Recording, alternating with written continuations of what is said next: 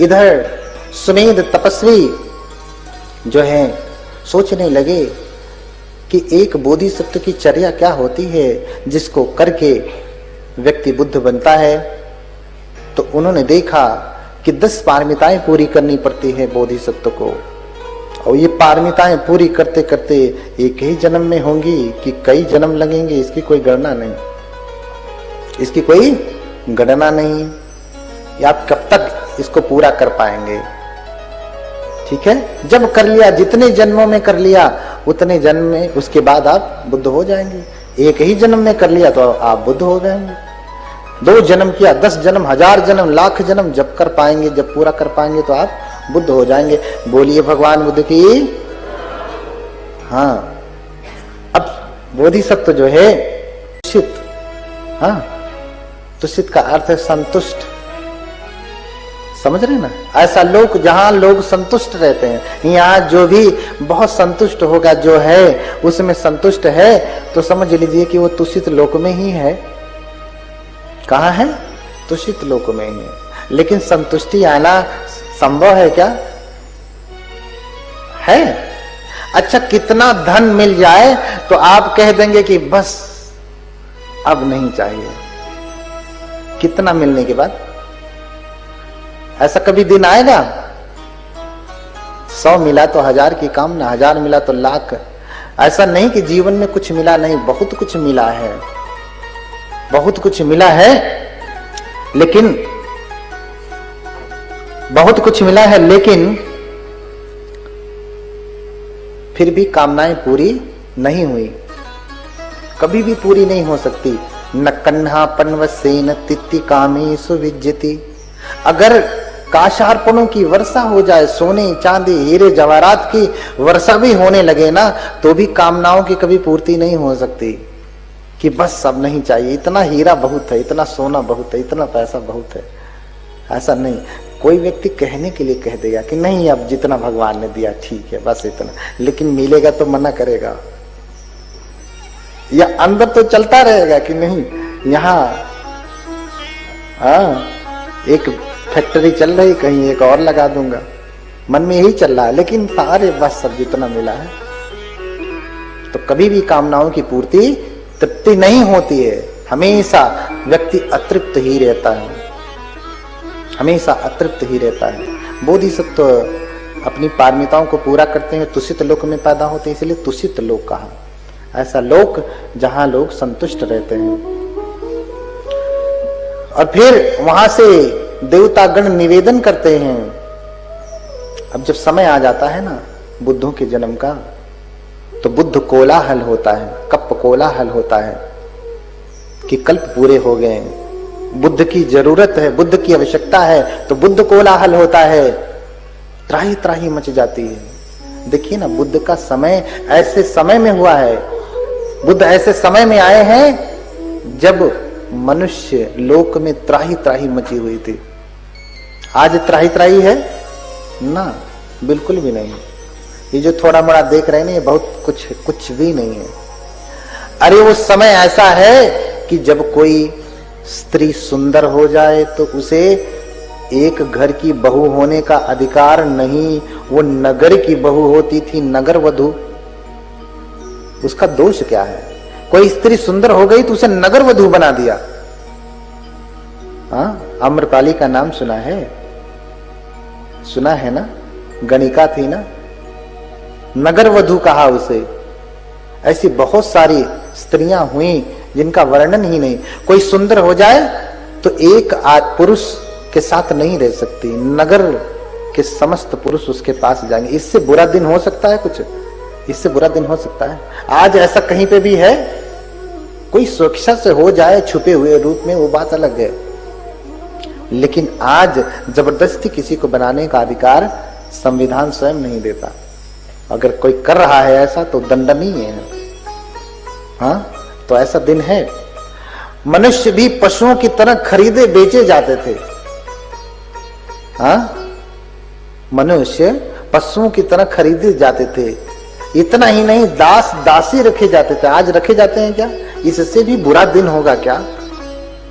ऐसे समय में बुद्ध आते हैं इसे बुद्ध कोलाहल कहते हैं। अब समय आ गया बुद्धों के आने का। अब बुद्ध आते हैं तो कतंजलि ही देवे ही याचितो द्विपदुत्तमो संबोधायं तुह्यं कालोति आदिना। आकर के देवता गण तुषित लोक में बोधिसत्व सुमेध से याचना करते हैं कि हे सुमेध, हे बोधिसत्व, आपके जन्म ग्रहण करने का समय आ गया है, जन्म लेने का समय आ गया है। हाँ, अब मनुष्य लोक में जाइए, धरती पे जाइए, जन्म लीजिए और इसी जन्म में आप बुद्ध बनेंगे। ये आपका अंतिम जन्म है। और फिर सुमेध जन्म लेते हैं कहाँ? कपिलवस्तु में। कपिलवस्तु के राजा हैं शुद्धोधन, उनकी पत्नी है महामाया। देखिए दोनों बड़े धार्मिक हैं। कथा, अरे बुद्ध के जीवन चरित्र को 3 दिन में कैसे सुनाऊंगा, बड़ा कठिन हो जाता है। जब 3 दिन 5 दिन 10 दिन कोई कहता है इतने में भगवान बुद्ध के जीवन चरित्र को सुनाओ, तो कैसे सुनाऊं?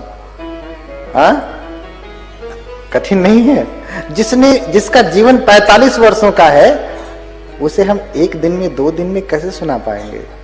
और कोई सामान्य व्यक्ति नहीं, भगवान है जिसके हर क्षण की कीमत आप समझ सकते हैं।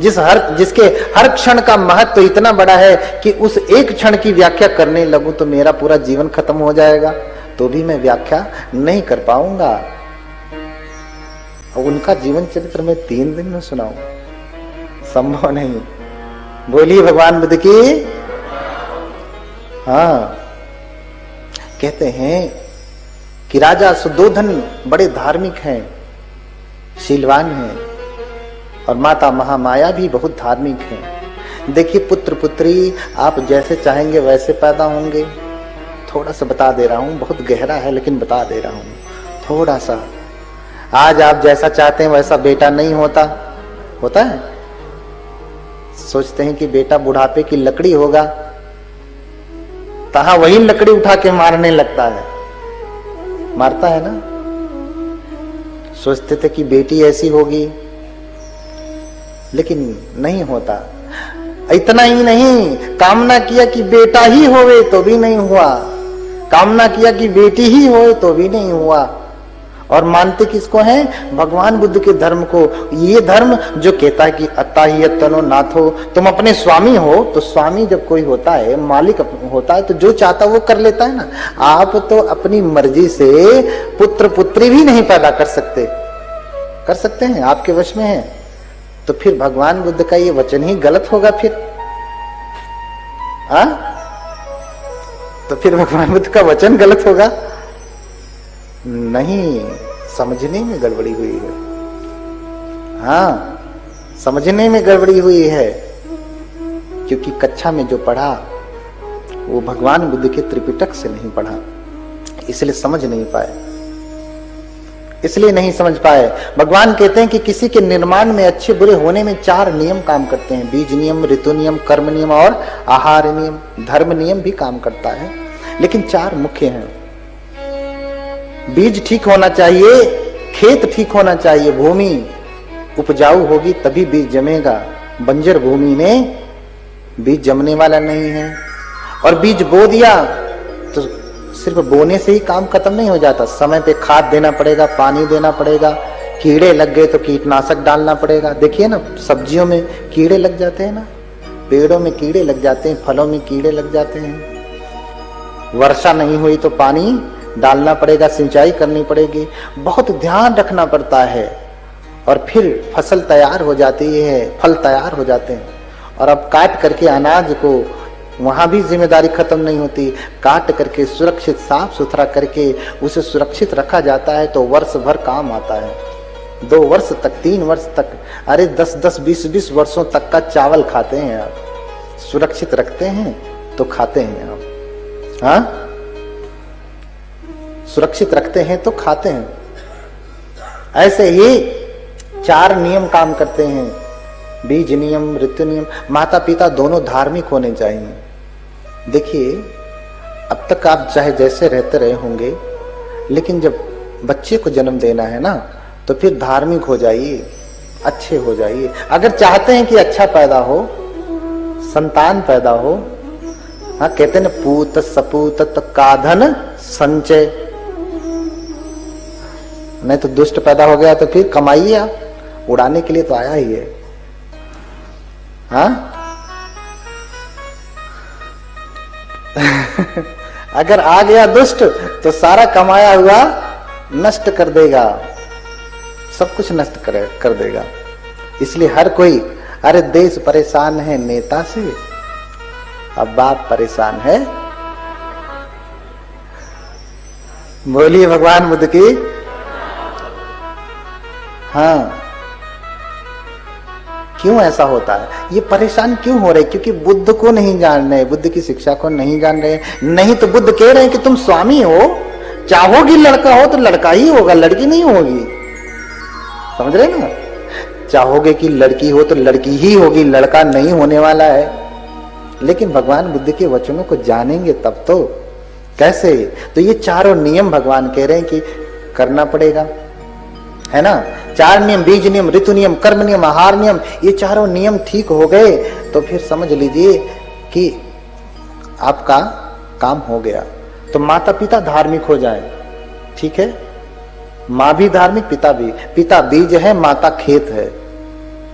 बीज ठीक है, खेत ठीक नहीं तो भी बीज जमेगा नहीं। खेत ठीक है, बीज ठीक नहीं है, उसमें कीड़े लगे हैं, बीमारी वाला है, तो भी काम चलने वाला नहीं है। दोनों ठीक हो जाए, है ना? तब जाकर के अच्छी संतान आएगी। अब गर्भ में बच्चा आ गया तो पूरे 9 महीने की प्रक्रिया है। इतना ही नहीं, पहले तो तैयारी करनी पड़ती है। अच्छा, हम आकर के ऐसे सीधे वहां से आए और चुपचाप यहाँ आकर के बैठ गए? नहीं ना, पहले तैयारी करनी पड़ी ना, तब जाकर के कथा सुन रहे हैं। हाँ, कोई भी काम की पहले तैयारी होती है। अरे जिससे पूरा जीवन चलना है, जो आपके बुढ़ापे का सहारा है, उसकी कोई तैयारी हुई तैयारी? अच्छा, बेटे बेटी को, संतान को आपने पैदा किया है कि आ गया है? हाँ, थोड़ी सी बात कड़वी होगी लेकिन समझना पड़ेगा।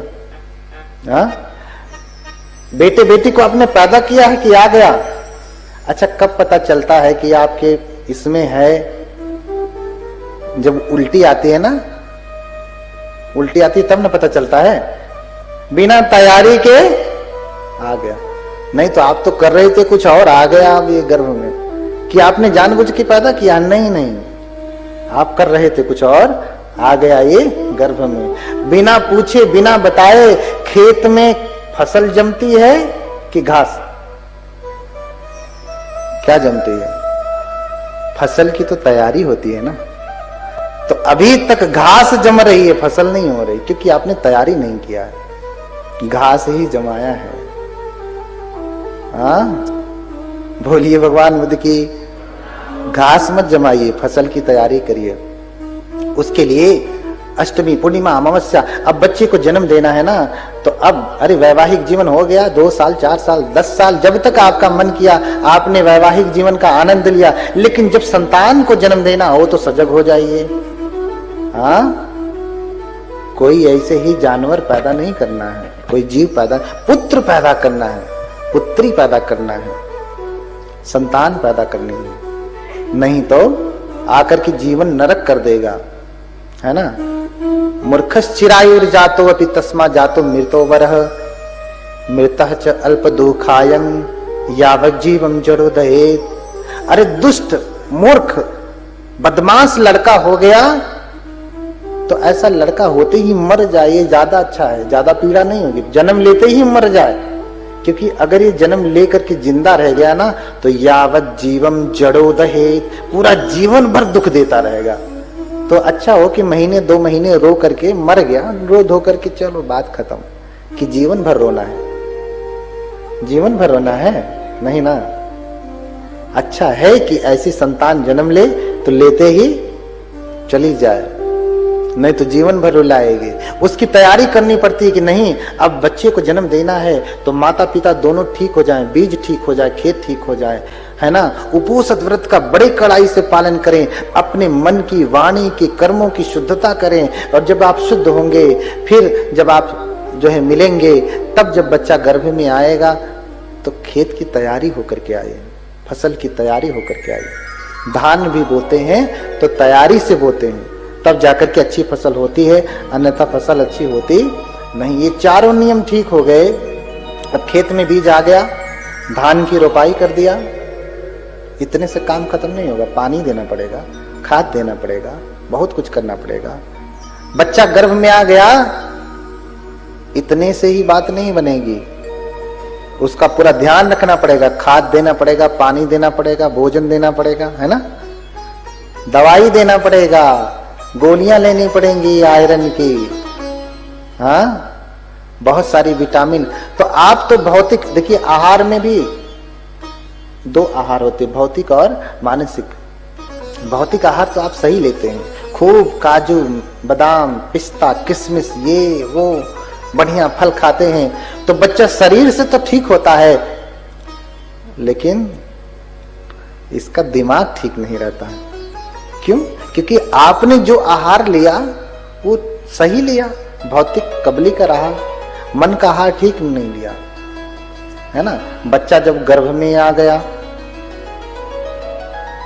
तो आप उस समय चर्या बदल दीजिए। ऊट पटांग वीडियो देखेंगे तो वो सब पहले से ही सीख के आ रहा है।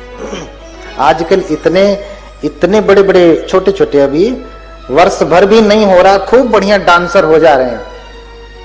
कहां, कौन से स्कूल से पढ़ के आए, कौन सी एकेडमी ज्वाइन किए? छोटे छोटे बच्चे बढ़िया डांस कर रहे हैं, बढ़िया गाना गा रहे हैं, लेकिन छोटे छोटे बच्चे संत नहीं हो रहे, भिक्षु नहीं हो रहे। क्यों? क्योंकि गर्भ में रहते समय आपने जो आहार, गर्भ से पहले भी आपके मन में जो आहार रहा, शुद्धि नहीं हुई ना, तो जो खरपतवार आप नहीं कर पाए, जो संस्कार रूप में बचा रहा, मैं तो नहीं नाच पाया, गा नहीं पाया, मेरी कामना रही तो बेटे वाला संस्कार कुछ बचा रह गया, उधर चला जाएगा, ट्रांसमिट हो जाएगा, है ना। तो फिर अब नाचने वाला पैदा हो रहा है, गाने वाला पैदा हो रहा है, कॉमेडी करने वाला पैदा हो रहा है, लेकिन भिक्षु पैदा नहीं हो रहा। क्यों? क्योंकि आपने भिक्षु होने का संस्कार दिया ही नहीं गर्भ में। जैसा आहार लिया, बच्चा गर्भ में है, मां बैठ के देख रही है तारक मेहता का उल्टा चश्मा, तो आकर के क्या करेगा? बाहर आके क्या करेगा? चश्मा ही न तोड़ेगा। तो जो देखेंगे वो गर्भ से सीख रहा। जो हम खाते हैं आहार दो प्रकार का, भौतिक और मानसिक। अगर आपने एक सेब खाया, एक संतरा खाया, एक अनार खाया, जो भी खाया, आपने एक अनार खाया, उसका सत्व आपको मिलेगा, और आप ही के द्वारा गर्भ में बच्चा नाली से जुड़ा हुआ है, ठीक है, नाभि से जुड़ा हुआ है, नाड़े से जुड़ा हुआ है, उसी के द्वारा मां को जाएगा वो पोषक तत्व, और उस नाड़े के द्वारा बच्चे को भी जाएगा। सेब खाया तो सेब का तत्व मां को मिला, और मां के गर्भ में ही नाड़े से जुड़ा हुआ बच्चा उसको भी मिलता है। ऐसे मां ने जो देखा, मां अगर खूब बढ़िया वाला रंगीन गाना देख रही है ना, तो मां ही नहीं देख रही है, मां तो से जुड़ा हुआ है ना बच्चा। मां देख रही तो कौन देख रहा है? बेटा देख रहा है। उसका फल बाहर निकलते ही समझ में आएगा। तो कोई ये न, कभी कभी बच्चों को लेके आते हैं, कहते हैं बनते ये छोटा सा ही बहुत बदमाश है, कोई आशीर्वाद दीजिए। अब हम क्या कहें, देख के तो हम समझ ही जाते हैं कि गड़बड़ी हुई कहाँ है। हाँ, मंगल कामना करते हैं कि ठीक होवे, ठीक होवे, लेकिन अब बहुत कुछ नहीं किया जा सकता। इसलिए भगवान कह रहे हैं अता ही अतनो, तुम अपने स्वामी हो तो स्वामी हो तो तैयारी करो ना, जैसा चाहते हो वैसा कर सकते।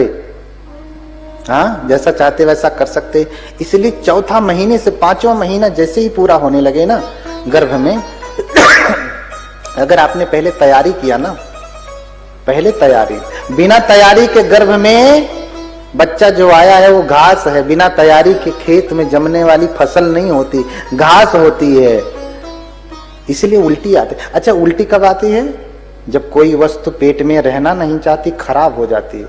आपने कुछ खाया, पच नहीं रहा है, अब वो सड़ गया। जो पचता नहीं वो सड़ जाता है, ठीक है। सड़ने लगता है, अब वो अंदर नहीं रह सकता, इसलिए उल्टी आने लगती कि बाहर क्योंकि दूसरे रास्ते से निकल नहीं पा रहा, एक ही रास्ता बचा, जिधर से गया उधर से ही निकलेगा। तो अभी ये कौन है जो उल्टी के द्वारा बाहर आना चाहता है? ये कौन है जो उल्टी के द्वारा? देखिए, बोधिसत्व की माता को उल्टियां नहीं आती, अभी बताऊंगा। बहुत सारी ऐसी माताएं होंगी जिनको पता ही नहीं चला होगा कि गर्भ में आया, उल्टी नहीं आई होगी। बहुत रेयर माता ऐसी होंगी जो सत्य में जो है साधुमती होंगी, हाँ ऐसी होंगी। अब जब अभी तो महीने 2 महीने हुए, 3 महीने हुए, अभी उल्टी आ रही है, अभी इसे 9 महीने तक रहना है, तो इसे ये उल्टी के द्वारा बाहर आना चाहता है। अब जब 9 महीने पूरे हो गए तो अभी से तो बाहर आना चाहिए ना, लेकिन ये बाहर नहीं आता। डॉक्टर के पास ले जाना पड़ता है तो डॉक्टर नहीं बाहर निकलता, तो क्या करती है? अरे इतना ही नहीं, गर्भ में रहते रहते परेशान करता है।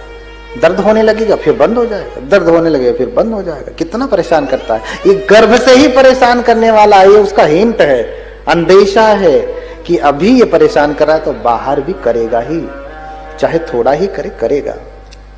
ये गर्भ से संकेत है उसका।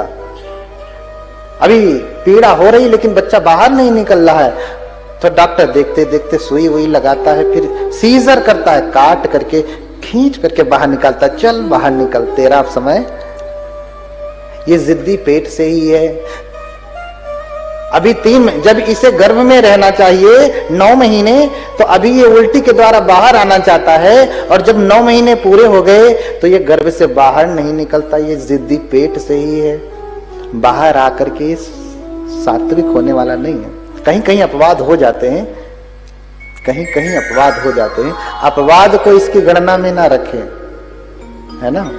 तो ये चारों नियम, इसलिए चौथा महीना जैसे ही पूरा, पहले तो तैयारी करें बढ़िया से, तब जाकर के बीज को खेत में डालें।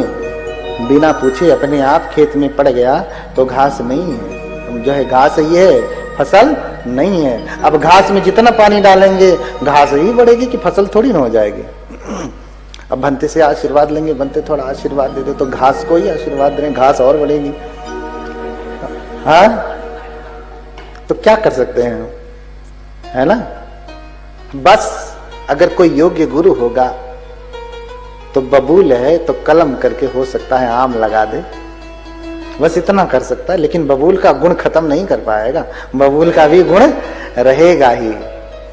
आम का भी गुण आ जाएगा लेकिन बबूल का गुण रहेगा ही।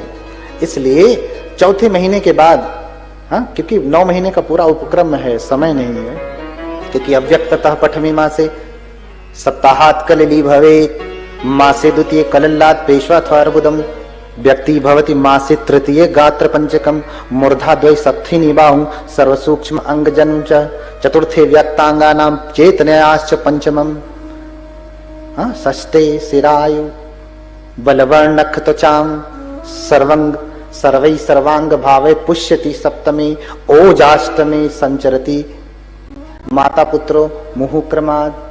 और फिर 9वां महीने आ जाता है तो कालः प्रसूति रतः, फिर प्रसूति का समय शुरू हो जाता है 9वें महीने में।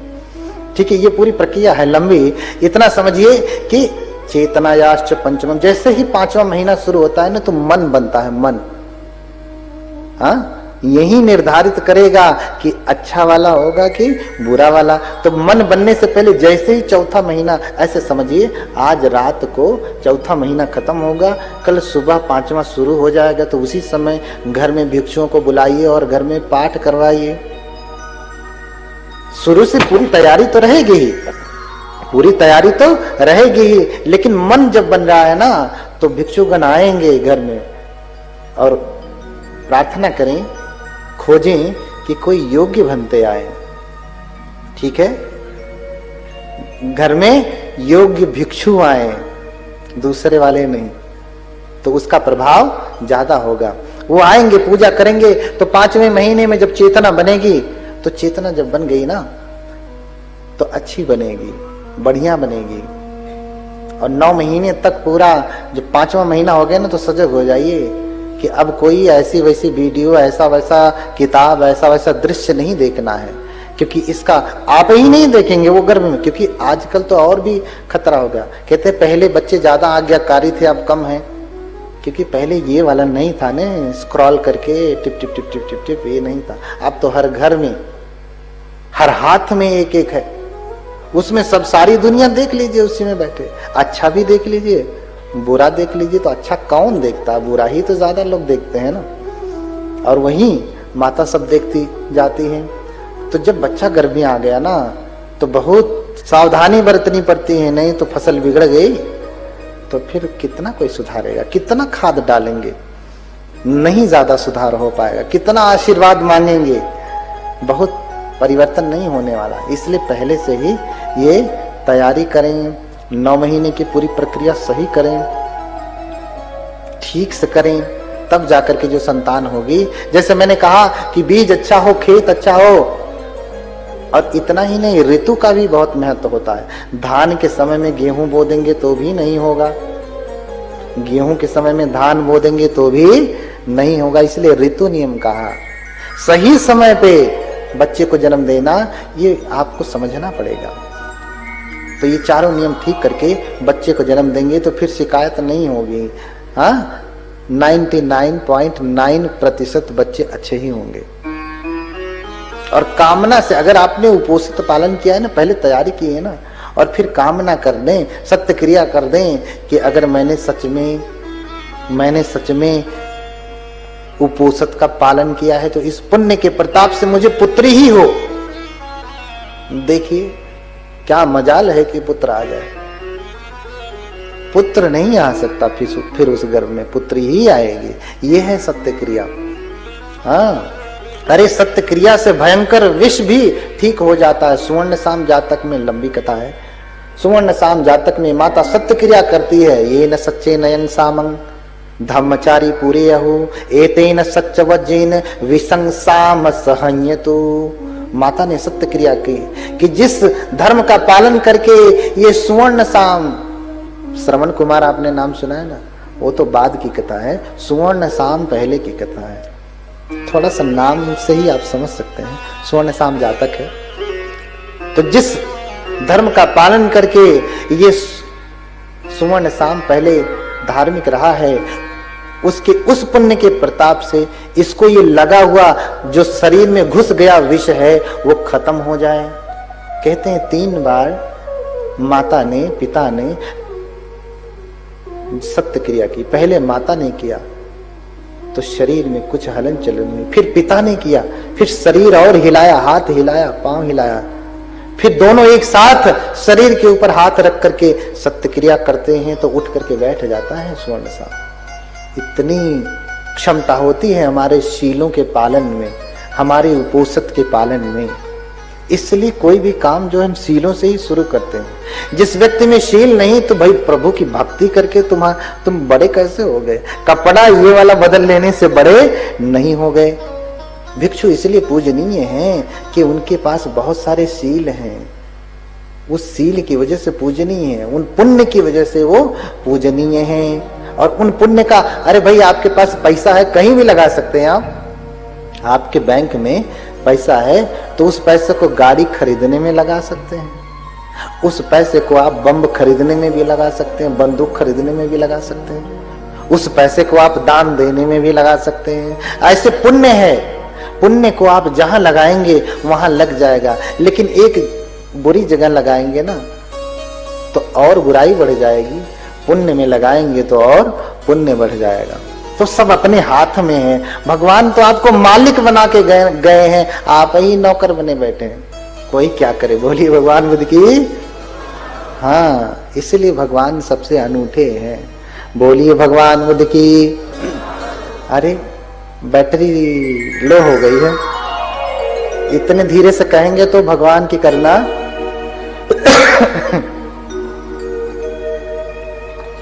भगवान की करुणा नहीं होने वाली है। बोलिए भगवान बुद्ध की। उधर पीछे वाले क्या मेरी आवाज सुन पा रहे हैं? उधर वाले हाथ नहीं उठा रहे हैं। बोलिए भगवान बुद्ध की। हाँ।